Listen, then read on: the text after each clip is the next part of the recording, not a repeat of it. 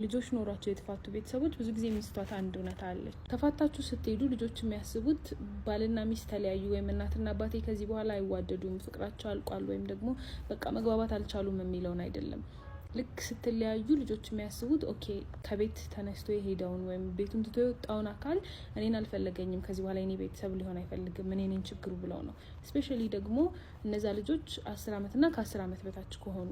ሰላም እንዴት ናችሁ? ዲና እባላለሁ። የስነ ልቦና ባለሙያ ነኝ።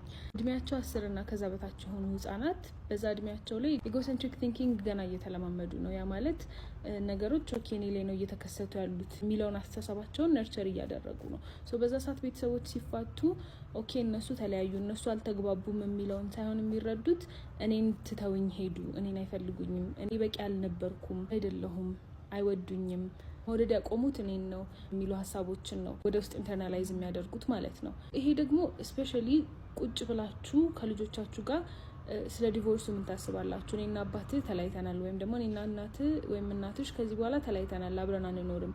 ይሄ ማለት ምን ማለት እንደሆነ ታውቃላችሁ ወይ?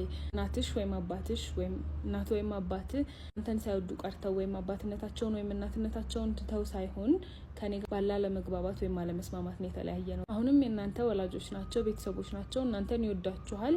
ከሁለቱም አካል ሊሰሙት የሚገባ ነገር ነው። አሁንም ወዳችኋለሁ፣ እኔ ትቼ ሄድኩት እናታችሁን ነው እንጂ እናንተን አይደለም።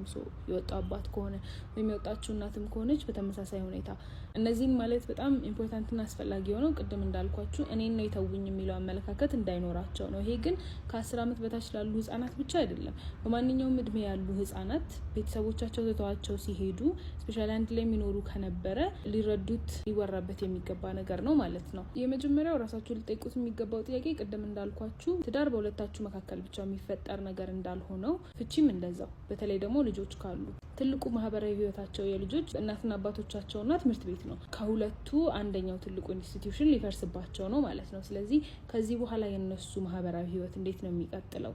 አባትም እናትም ህይወታቸው ውስጥ እንዴት ነው ኢንቮልቭድ የሚሆነው? ከዛ ደግሞ ይሄ ማለት ለነሱ ምን ማለት ነው የሚለውን ቁጭ ብለው ሁሉም ባለበት ከተቻለ ካልተቻለ ደግሞ ሁለቱም እናትም አባትም ለየብቻ ቁጭ አድርጓቸው ሊያስረዷቸው የሚገባው ነገር ነው። ፈረብሊ ግን ሁላችሁም አንድ ላይ በተሰባሰባችሁበት ማሳየት የሚቻልበት ሁኔታ ካለ እሱን መፍጠር አስፈላጊ ነው። ይሄንን ካስረዳቸዋቸው በኋላ ልዩነቱ ምን ማለት እንደሆነ ታላይፋቸውም ጭምር ስለሆነ ማለት ነው፣ የብዙ ነገር ምንጫቸው ስለሆነ ነገሮች ልክ ለእናንተ ተለውጠው እንደሚከብዷችሁ ለልጆችም ይከብዳል። ስፔሻሊ ደግሞ መኖር ራሱ እናንተ ላይ ጥገኛ የሆኑ ፍጡራን ሲሆኑ ደግሞ አስቡት ማለት ነው። ይሄን ጥያቄ ከጠየቃችሁት በኋላ ራሳችሁን ማለት ይሄንን ካላደረጋችሁ ኦብቪየስሊ ቁጭ ብላችሁ ልጆቻችሁን አዋሩ። እሱን ካደረጋችሁ በኋላ ለምሳሌ ልጆቻችሁ ኦልሬዲ ኢንተርናላይዝ ይሄንን ሀሳብ አድርገውት ከነበረ ልታቁበት የምትችሉትን የተወሰኑ ነጥቦች ተጠቁማችሁ።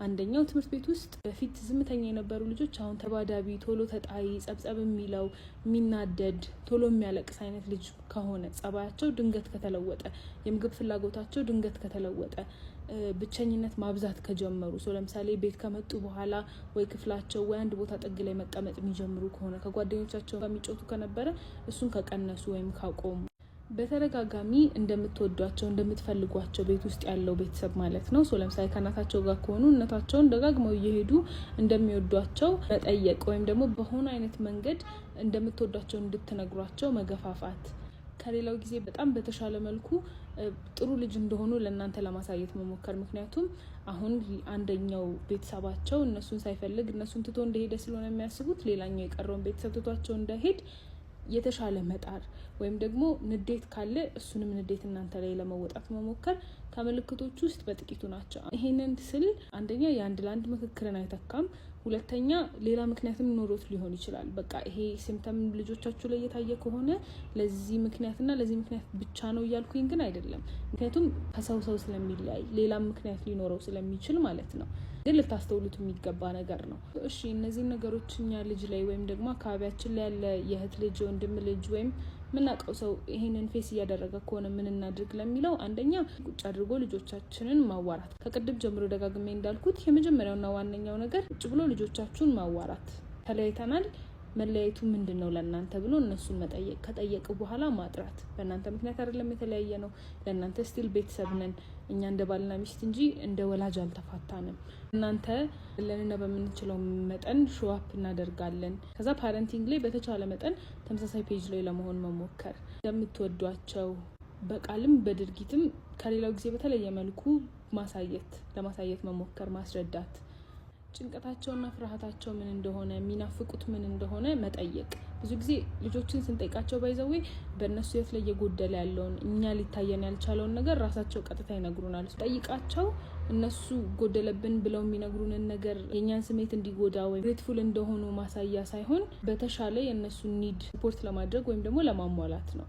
ልጆች ስለሆኑ መቅደም ስለሚኖርባቸው እነዚህ ሁላ እያገዛችሁ ካልሆነ ደግሞ ምን ብናደርግ በምን አይነት መልኩ የእናንተን ደህንነት ከዚህ በፊት የነበራችሁን ያለመረበሽ ስሜት እንዴት መመለስ እንችላለን የሚለውን ከራሳቸውን መጠየቅ ሌላኛው በጣም ቀላሉ መፍትሄ ነው ማለት ነው። ኤንድ ኦፍ ኮርስ አሁንም ደግሞ ይሄ ቻሌንጂንግ እየሆነባችሁ ከሆነ ወይም ምን ማድረግ እንዳለባችሁ ግራ እየገባችሁ ከሆነ የባለሙያ አገዛዝ እዚህ ላይ ማግኘት ትችላላችሁ። ቪዲዮ ይጠቅማችኋል ብላችሁ ላሰባችሁት ሰው ፎርዋርድ ማድረግ እንዳትረሱ። እናንተ የምትጠቀሙበት ከሆነ ሴቭ አድርጉት። መልካም ቀን።